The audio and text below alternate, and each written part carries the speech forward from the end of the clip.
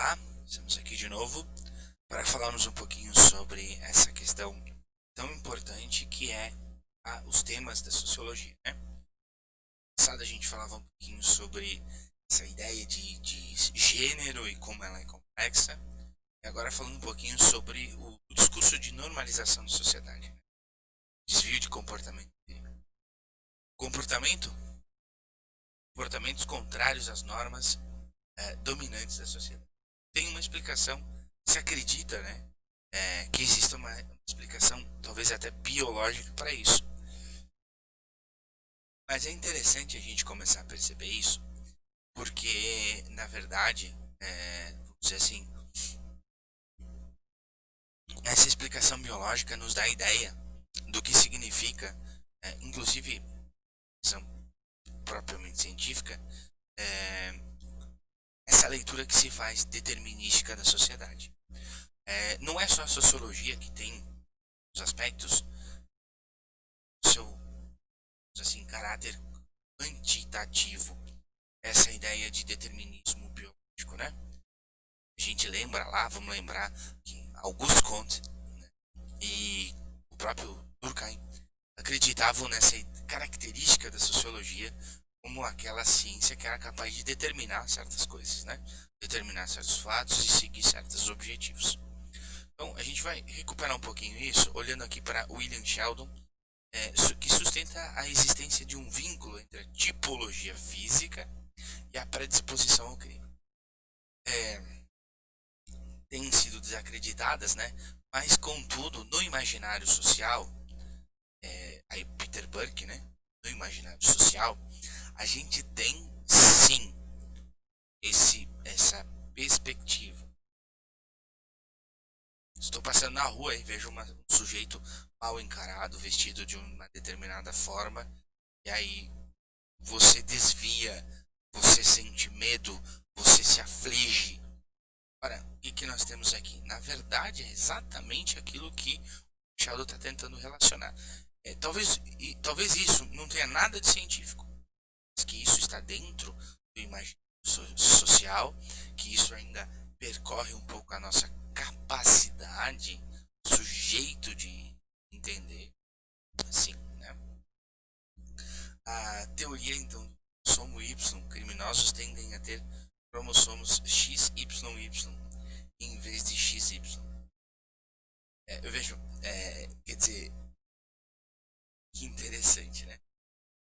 Falando assim, um pouco superficialmente, é, o cromossomo X é um cromossomo feminino, o Y, cromossomo masculino. Veja como isso é extremamente tendencioso. Quer dizer que o criminoso é aquele que tem mais cromossomos masculinos. Ou seja, ele tem a violência porque ele tem testosterona demais. É complicado, mas, repito, nada de científico. Muito do imaginário social ainda se baseia nesse tipo de situação. Explicações psicológicas, né? Criminosos e desviantes são moralmente inferiores e sofrem de deficiências de personalidades agudas.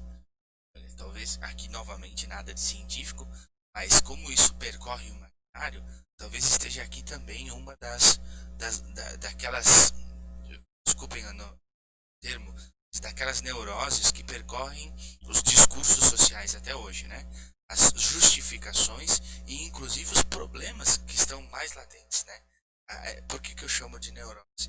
Porque é exatamente uma espécie de doença, de autoafirmação em que a gente começa a justificar coisas como se essas coisas realmente fossem verdade. Existem criminosos que são moralmente afetados, ou até que têm deficiência na sua personalidade? Existem, com certeza. Mas esses criminosos, vamos deixar claro, eles não podem ser julgados. Porque aqueles que têm, segundo o próprio noção de direito, aquele que tem algum tipo de sofrimento, algum tipo de imposição interna que o afeta na conduta de seu comportamento, esse não pode ser imputado crime, não pode ser imputado culpa. Veja como isso não tem nada de científico. Mas claro, ainda, usando aqui um pouco o discurso do Peter Burke, ainda a gente tem muito disso no nosso imaginário social. Negligencia-se o fato de que a maioria dos criminosos é formado por pessoas normais. Também não sei até que ponto isso também é importante científico, né? Falando aqui do ponto de vista psicológico, então, os criminosos, alguns desses criminosos são psicopatas.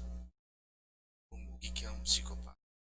Sofrem de alguma doença, digamos assim, não psicológica, mas talvez psicossocial. Essa ideia de afastamento, essa necessidade de criar uma unidade, enfim. Mas então é preciso ter exatamente essa cautela para transformar a psicologia em psicologismos. Então, explicações sociológicas, assim, nosso campo.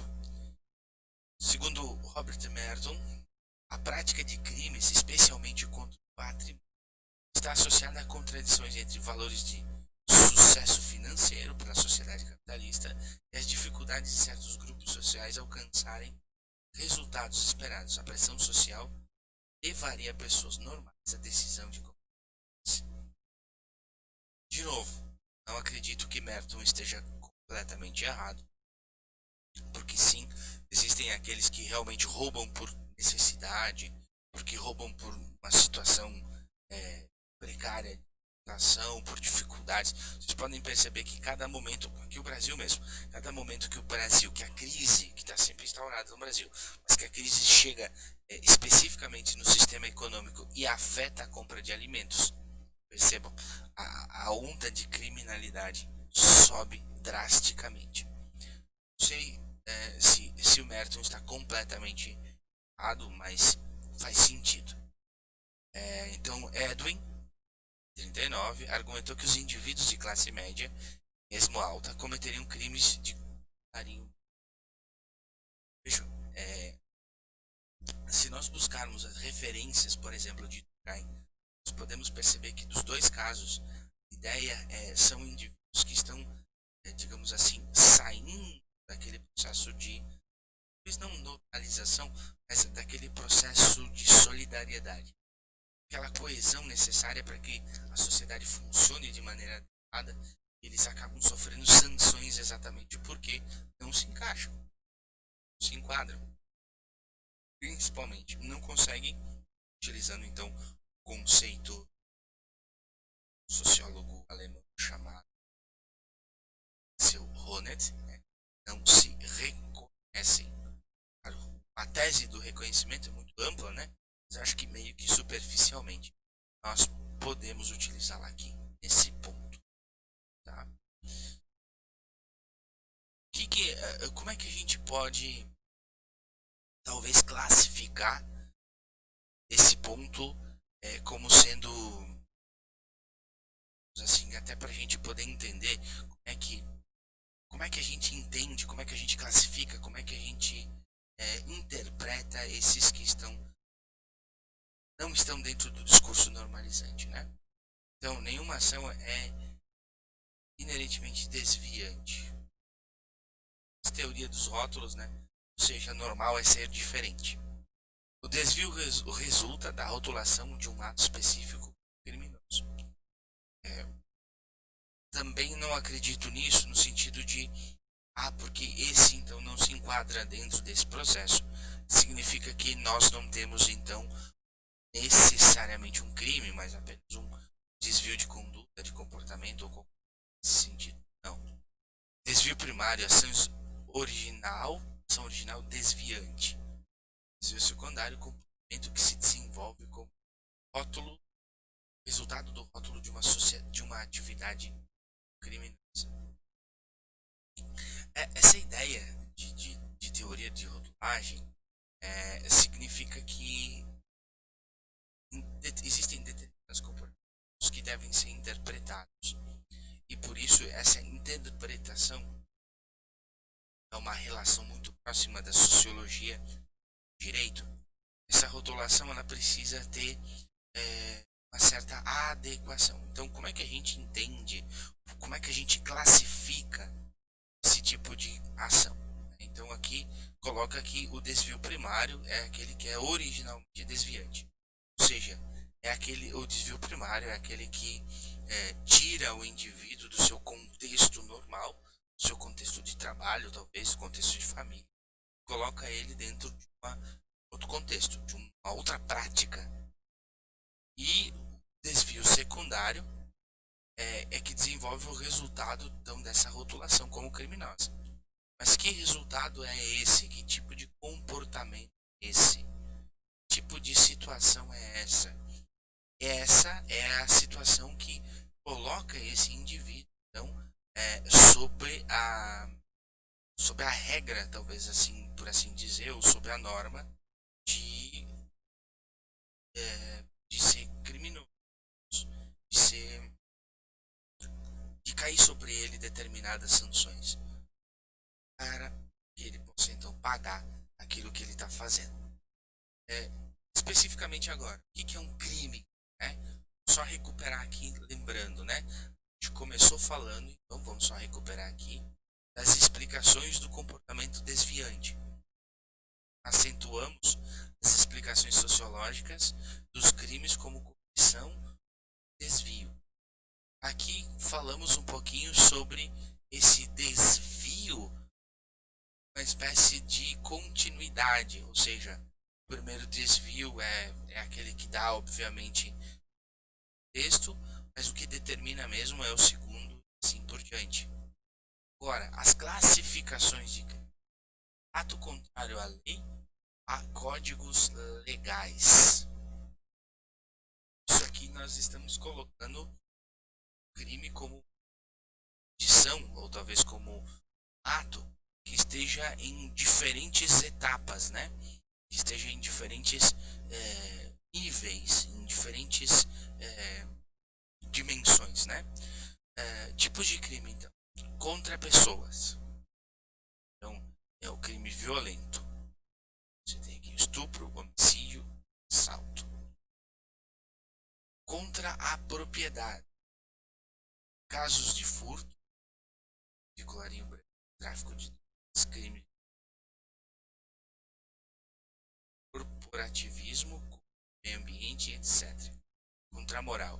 Crimes sem vítima mortal. É o caso do jogo e da prostituição.